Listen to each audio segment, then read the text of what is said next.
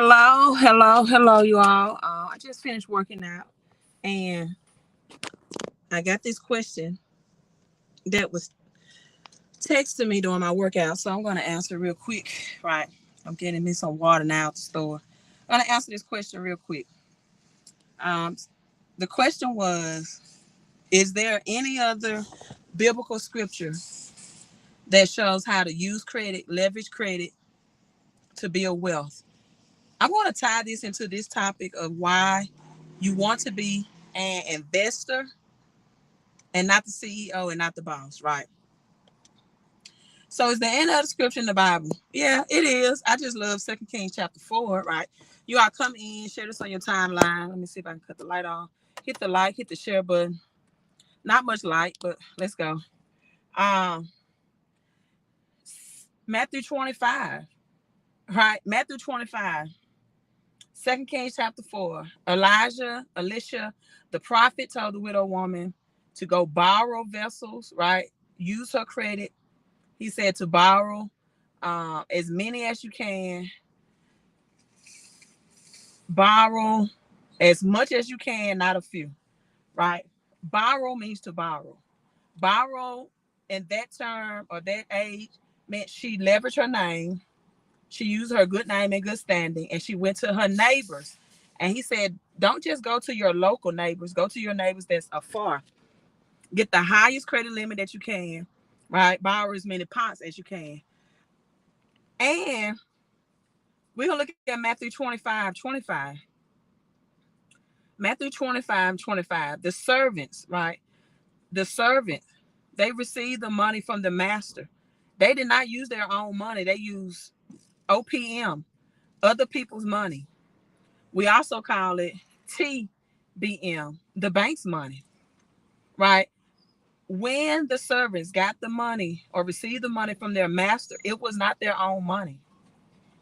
They learned how to trade and to flip somebody else's money. It was not their own. The Bible said the master gave them 5 talents according to their own ability, 2 talents according to their own ability, and 1 talent. That was OPM, other people's money, or we can say TBM, the bank's money, or in that time, TMM, the master's money. So it's many scriptural references in the Bible about how to leverage and use other people's money, leverage and use your credit. Those are my 2 favorite scriptures to teach it from: 2 Kings chapter 4, Matthew 25. Now I'm saying this and I'm signing out because I got to drink my water. Be an investor, right? And not a CEO or a boss. We can go back to Matthew 25:25 for this. Oh, this is loud. Right. Be an investor, not a CEO or boss. A lot of people like to brag and say, I'm the boss. I'm my own boss, which means they created their own jobs, right? You just created a job for you to work in. But be an investor. Warren Buffett invested 1 year returns in Coca-Cola. His return was $508 million, right? The top income earner for Coca-Cola income that for a year was $58 million, the top income earner. The CEO income for Coca-Cola for a year was $50 million. So Matthew 25:25 teaches you also not only how to use OPM, other people's money, but how to invest and trade to gain more money from somebody else's money. Same thing, 2 Kings chapter 4.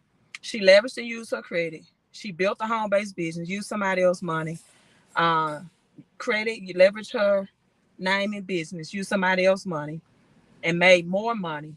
And she retired rich. This is how you retire rich.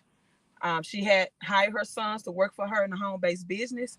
She leveraged her children. She did not allow them to go get jobs and be employees for somebody else. She leveraged her children to be entrepreneurs in the family business. And you can do this today. There are digital ways, a digital home-based business where you can, the vacations you take with your children, the food you spend on your children, right? They're no longer it's their employees. You're buying food for your employees at this point, if you have them in a home-based business. Trying to see. Okay. This man obviously don't know what he doing. Let me get off this live stream before this man back into me. Because he cannot park. He's just trying to create him a parking space. So I'm logging off. I just answered that question. I'm out.